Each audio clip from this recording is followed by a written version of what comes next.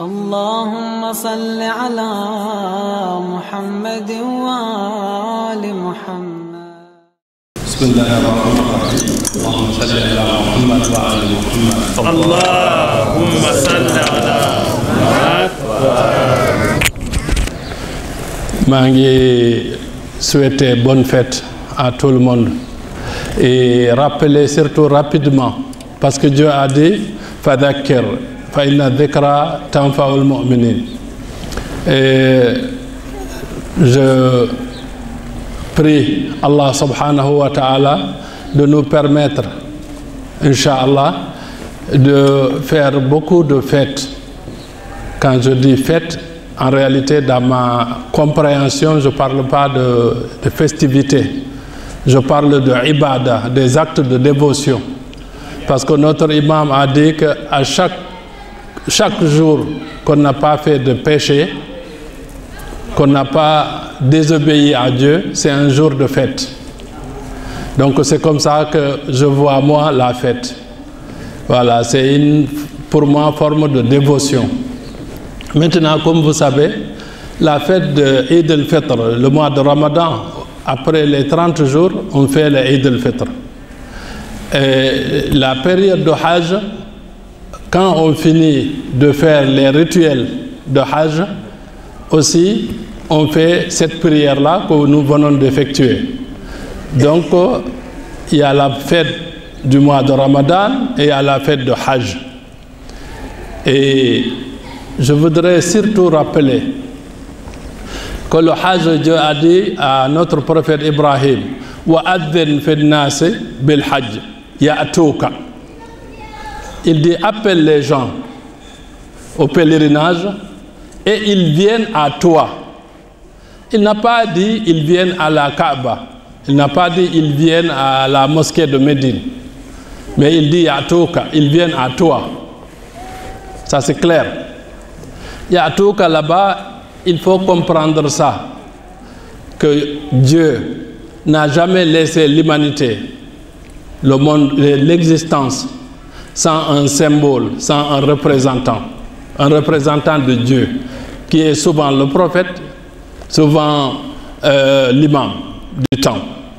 Donc, quand Ibrahim, Dieu lui a dit d'appeler les gens, il était déjà l'imam du temps. Donc, les gens devaient venir renouveler leur allégeance à Ibrahim. Donc, c'est pour cela Dieu a dit Ya'touka rijalan, des hommes et des femmes, c'est-à-dire des gens qui marchent, qui roulent, qui font... Bon, maintenant, au temps du prophète, les gens, le seul hajj que le prophète a fait, ils ont renouvelé leur allégeance au prophète.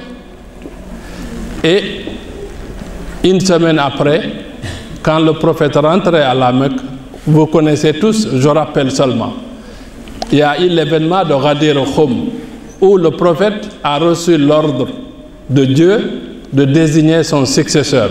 Ya ayyuhar rasoul balligh ma unzila ilayka min rabbika wa illam taf'al fama ballaghta risalatahu wallahu ya'simuka minan nas.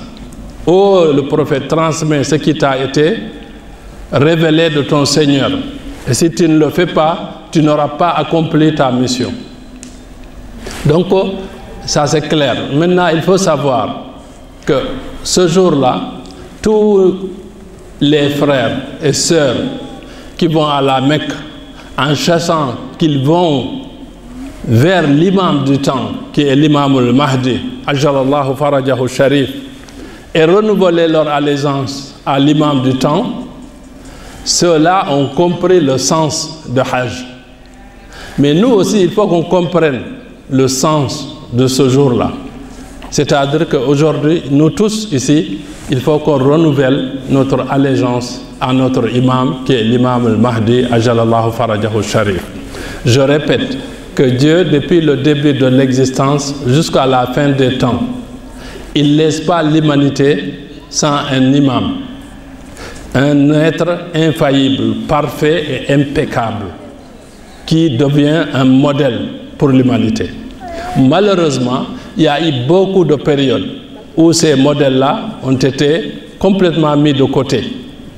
Nous, on a la chance, alhamdulillah, l'imam al-Mahdi, ils n'ont pas pu le mettre à côté.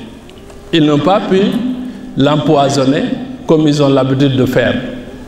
Donc, on peut considérer que nous, on a beaucoup de chance d'avoir notre imam avec nous. Et les autres ont vu leur imam empoisonné, mais il n'y a jamais eu de rupture de l'imam. À chaque fois qu'ils ont empoisonné un, il y a un autre qui est là pour le remplacer.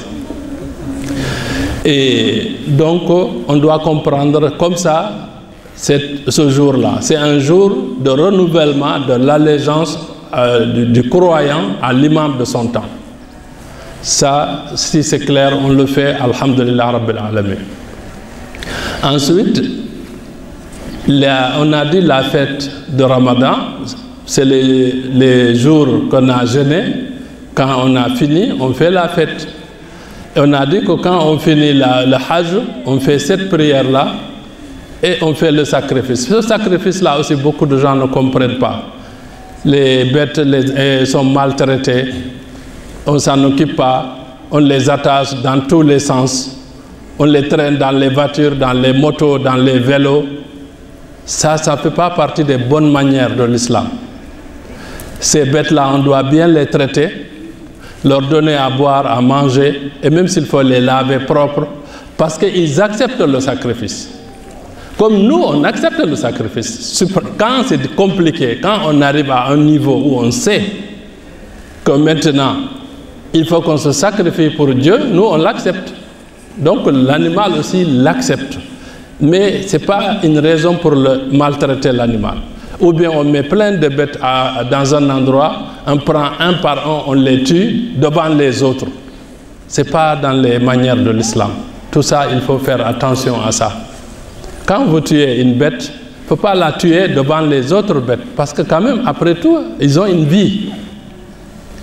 Maintenant, Imam Hussein, lui, il a accepté avec volonté, avec sérénité, de donner sa vie, de donner sa tête à Karbala. Il l'a accepté. Mais je pense que nous tous, si on était avec l'imam Hussein ce jour-là, on aurait accepté. Donc considérons ces animaux-là aussi, qu'ils acceptent, comme nous on accepte. La seule différence entre nous et ces animaux-là, c'est que nous, on vit tous les jours, on réfléchit sur beaucoup de questions, mais l'animal en général, d'après les enseignements qu'on a eus, est traversé par la vie. Donc, c'est rare qu'il fasse des projets de vie comme nous on le fait. Et donc, je voulais attirer l'attention sur ça. Il faut donner à boire avant de tuer l'animal et il ne faut pas la tuer devant d'autres. Et il faut aussi, quand on doit égorger, on ne doit pas le faire doucement, doucement, ou bien on met le couteau, on l'enlève, on fait souffrir l'animal.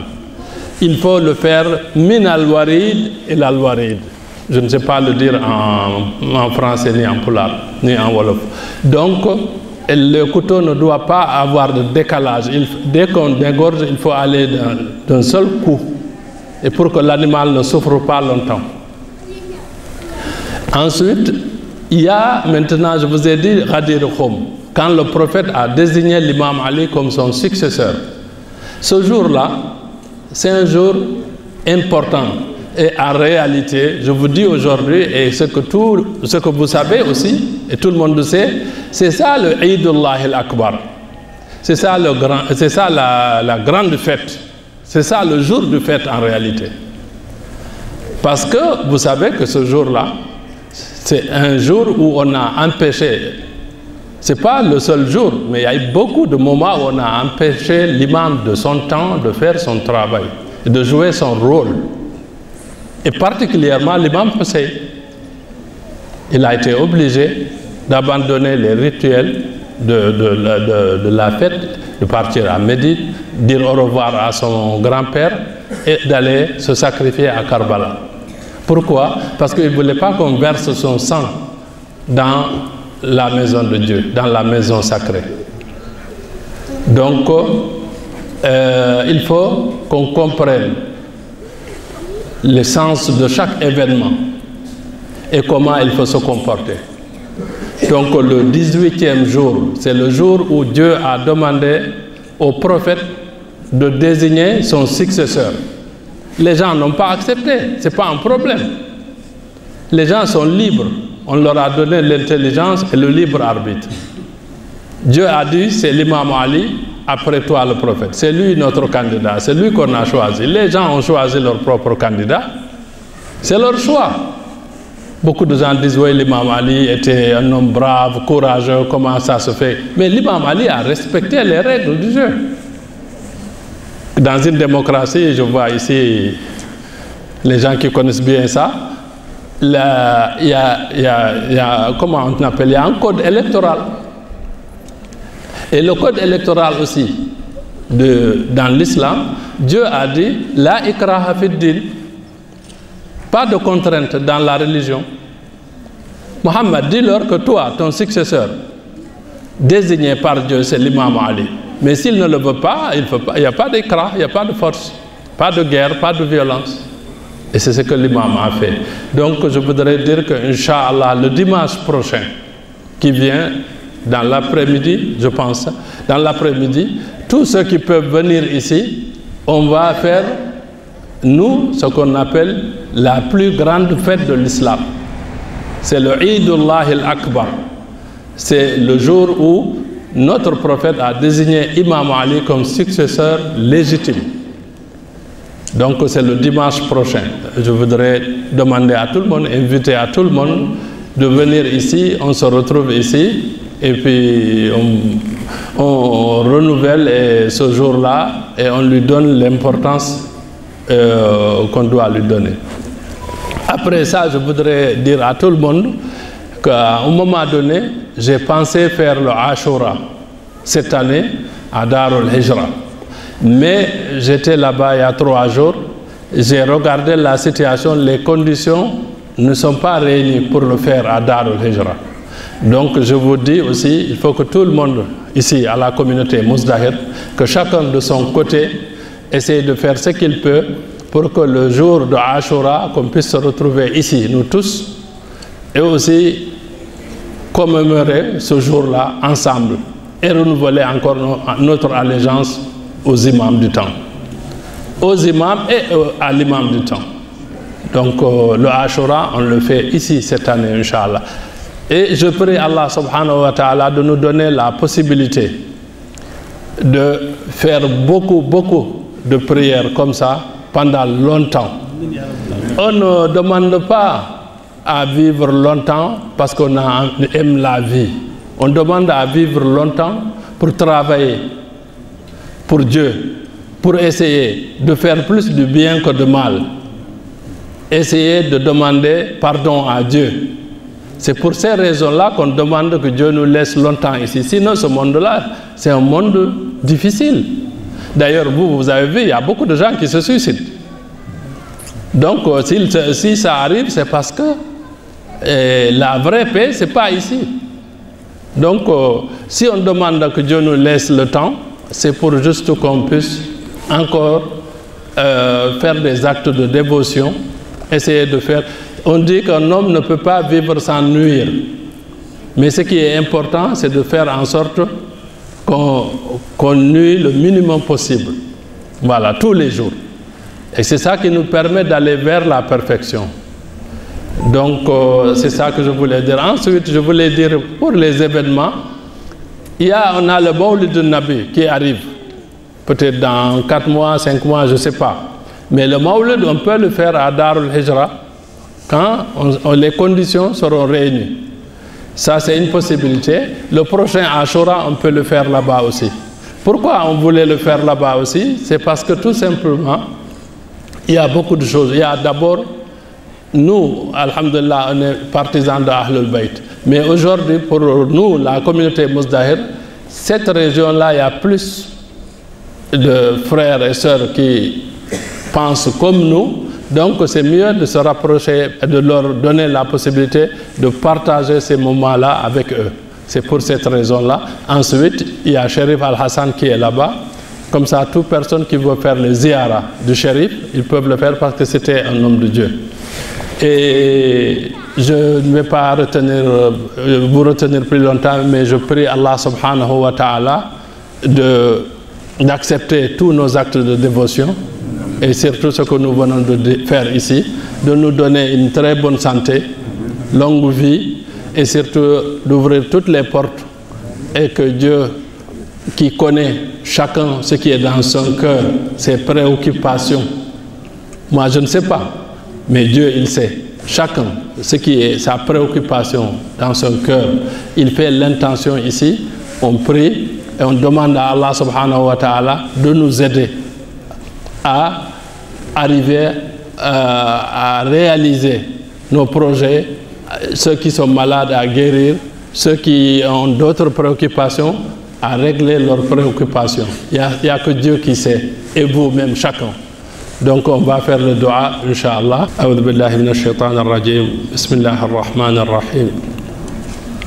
Alhamdulillahi rabbil alamin. Ar-Rahmanir Rahim. Maliki yawmiddin. Iyyaka na'budu wa iyyaka nasta'in. اهدنا الصراط المستقيم صراط الذين أنعمت عليهم غير المغضوب عليهم ولا الضالين اللهم صل على محمد وآل محمد